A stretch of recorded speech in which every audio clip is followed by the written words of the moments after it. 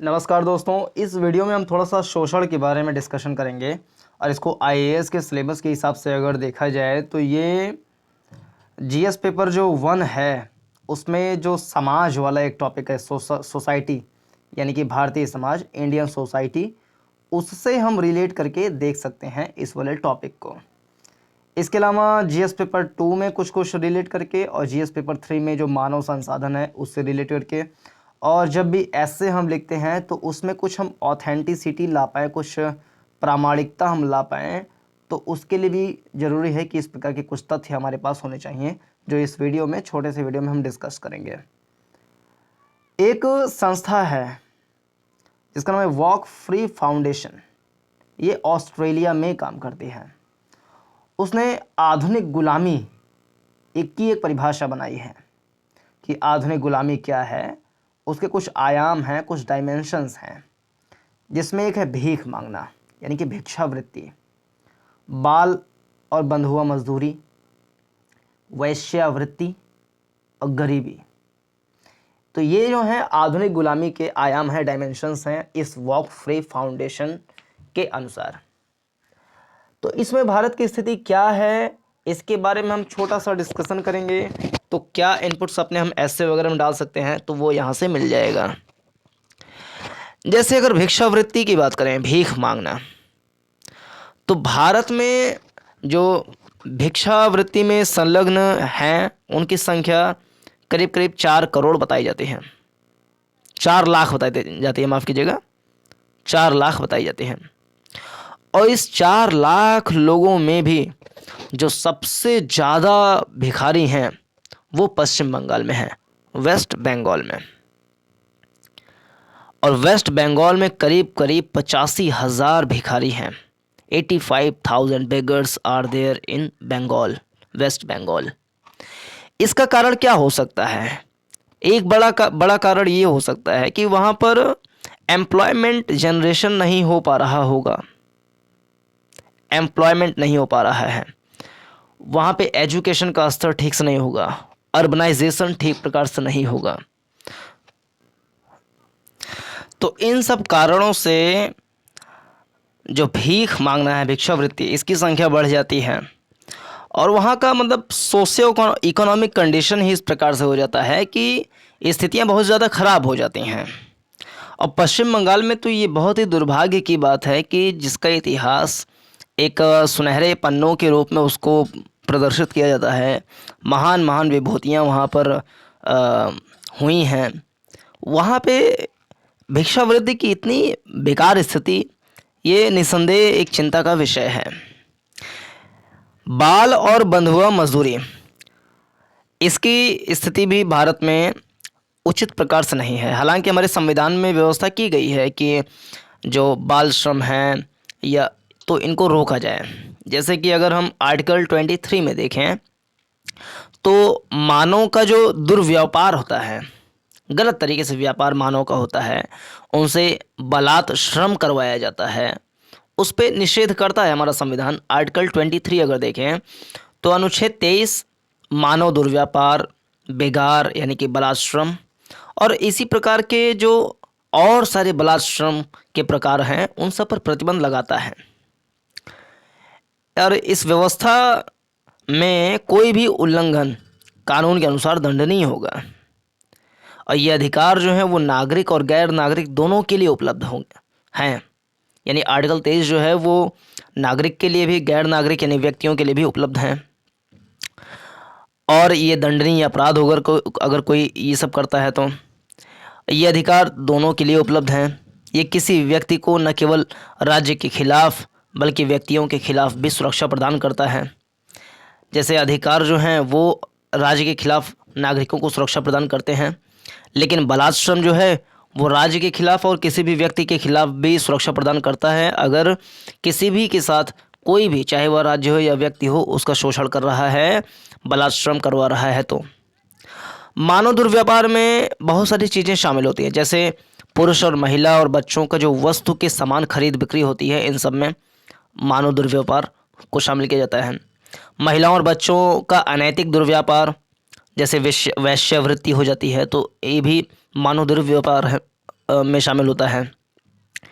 देवदासी एक प्रथा है, देवदासी जो हमारे कह लें कि जो हड़प्पा कालीन सभ्यता है उसमें भी ये देवदासी प्रथा हमें दिखाई देती है। तो ये भी मानव दुर्व्यापार में शामिल होता है, दास बना देना किसी को। तो इस तरह के कृत्यों पर दंडित करने के लिए संसद ने अनैतिक दुर्व्यापार निवारण अधिनियम 1956 बनाया है। इस अधिनियम का नाम ध्यान रहे, अनैतिक दुर्व्यापार निवारण अधिनियम 1956। बेगार क्या होता है? बेगार का अभिप्राय है बिना पारिश्रमिक के काम कराना।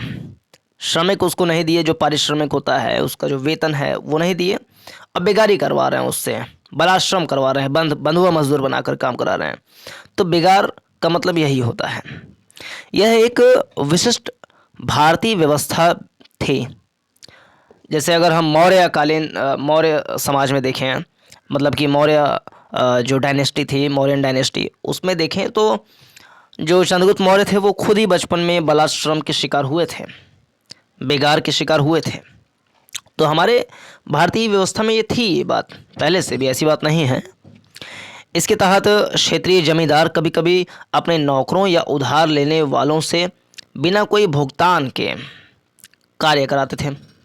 तो अनुच्छेद जो 23 है वो बेगार के अलावा बलात् श्रम के अन्य प्रकारों जैसे कि बंधुआ मजदूरी पर भी रोक लगाता है। बलात् श्रम का अर्थ है कि किसी व्यक्ति की इच्छा के विरुद्ध उससे कार्य लेना, उसकी इच्छा नहीं है लेकिन फिर भी उससे हम काम करवा रहे हैं। बलात् श्रम में केवल शारीरिक या कानूनी बलात् स्थिति ही शामिल नहीं है, बल्कि इसमें आर्थिक परिस्थितियों से उत्पन्न बाध्यता भी है। यानी आर्थिक रूप से तंगी हमारे पास है तो हम बाध्य होकर के किसी काम करें, तो ये भी शोषण है, बलात् श्रम करवाना है, जो कि कानून का उल्लंघन करता है। अगर कोई ऐसा करवाता है तो आर्थिक रूप से उसकी स्थिति ठीक नहीं है, आप उसको ज़बरदस्ती बंधुआ मजदूर नहीं बना सकते इस आधार पर कि वो आर्थिक रूप से विपन्न है, संकटापन्न स्थिति में है। तो ये कानूनी बलात् की स्थिति शामिल होती है। बलात् श्रम में केवल शारीरिक अथवा कानूनी बलात् स्थिति शामिल नहीं है, इसमें आर्थिक परिस्थितियों से उत्पन्न बाध्यता जैसे कि न्यूनतम मजदूरी से कम पर काम कराना भी शामिल है। न्यूनतम मजदूरी उसको क्या मिलनी चाहिए, आप उससे कम उसका करा रहे हैं, उसका शोषण कर रहे हैं। कोई मान लीजिए कोर्स किया है, कुछ पढ़ाई किया है, आप उसको 5,000 में रख लिए, अब वो शहर में रह करके उतने में अपना गुजारा भी नहीं कर सकता है, तो शोषण हो रहा है वो एक प्रकार से। और जो भी कंपनी के मालिक ऐसा करते हैं वो समझ लीजिए कि उसका शोषण कर रहे हैं, कानून का उल्लंघन कर रहे हैं, अनैतिक ये चीज़ है। और मार्केट में कोई तभी टिक सकता है जब वो अपने जो वर्कर्स हैं उनका ख्याल रखें। अगर उनका शोषण करेगा तो ऊपर वाला देखता है, उसकी आंखें खुली रहती हैं, तो जब उसकी आंखें तीसरी आंख खुलती है तो समझ लीजिए कि कंपनी बर्बाद होती है फिर, क्योंकि वर्कर्स जो हैं वही तो न्यू है, वही तो उसका ढांचा है। अगर उसका ही शोषण किया जा रहा है तो वो कब तक सहेगा? तो ये कंपनियों को सोचना चाहिए।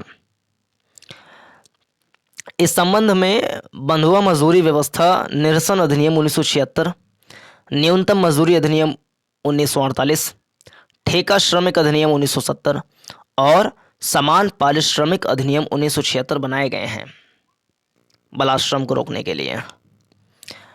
अनुच्छेद 23 में इस उपबंध के अपवाद का भी प्रावधान है। ये राज्य को अनुमति प्रदान करता है कि सार्वजनिक उद्देश्यों के लिए अनिवार्य सेवा लिया जा सकता है। जैसे कि मान लीजिए कि सैन्य सेवा है, कोई सामाजिक सेवा करना है, तो इस पे हम आरोपित कर सकते हैं कि भैया आपको थोड़ा सा ये सेवा करना पड़ेगा। जैसे अगर एग्जाम्पल छोटा सा देश है ले लें, जो कि जो मलय प्रायद्वीप है उसके बगल में है, जिसको बोलते हैं सिंगापुर।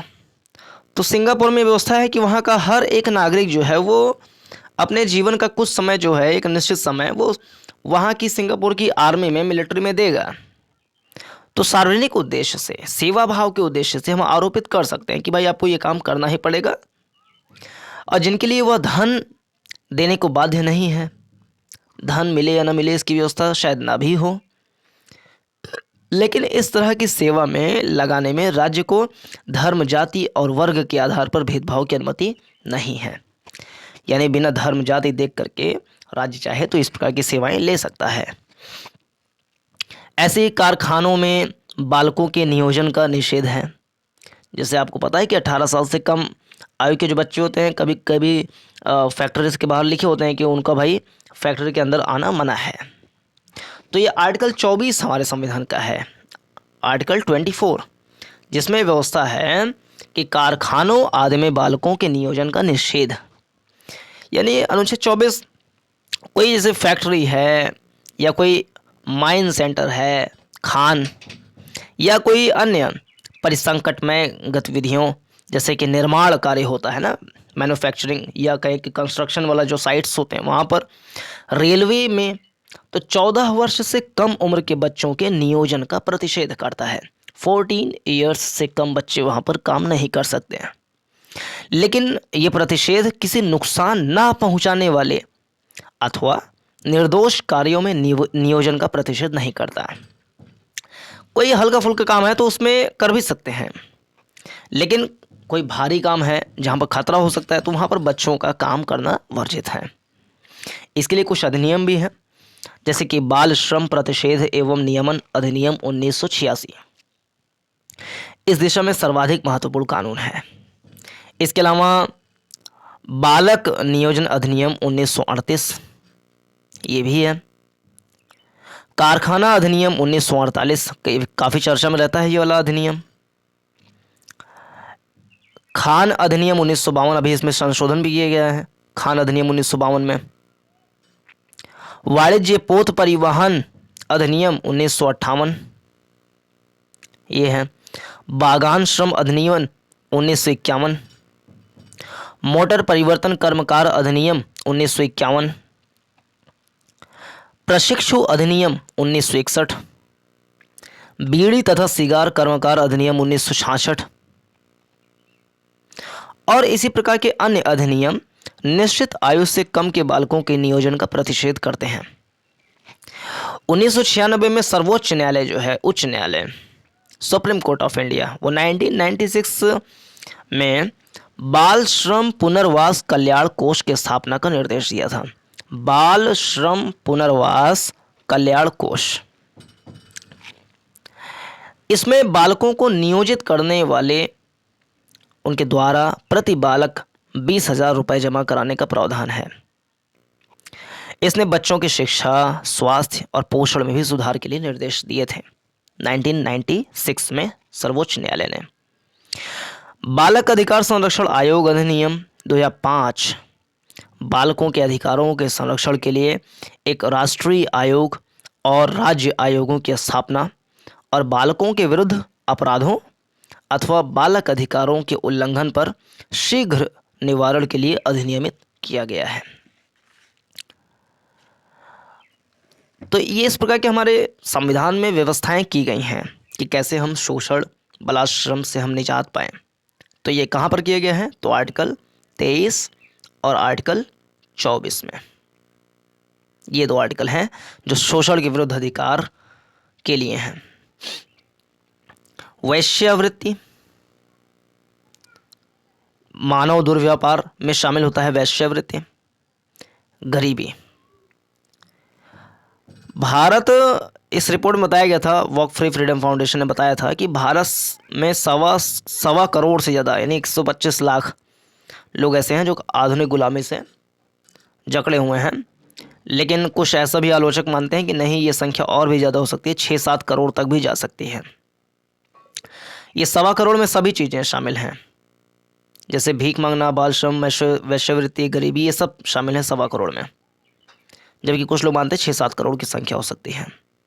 चीन दूसरे स्थान पर है और पाकिस्तान इसी में ही तीसरे स्थान पर है एशिया में देखा जाए तो। गरीबी से नुकसान क्या होता है, क्या क्या इसमें पैदा होती हैं समस्याएं? एक असमानता, इनइक्वालिटीज़ फैलती हैं और अनएम्प्लॉयमेंट होता है, हिंसा होता है, शोषण होता है और महिलाओं के प्रति अपराध की वृद्धि होती है गरीबी से। तो ये था इस शोषण वाले टॉपिक का छोटा सा एनालिसिस। तो उम्मीद करते हैं ये आपको समझ में आई होगी।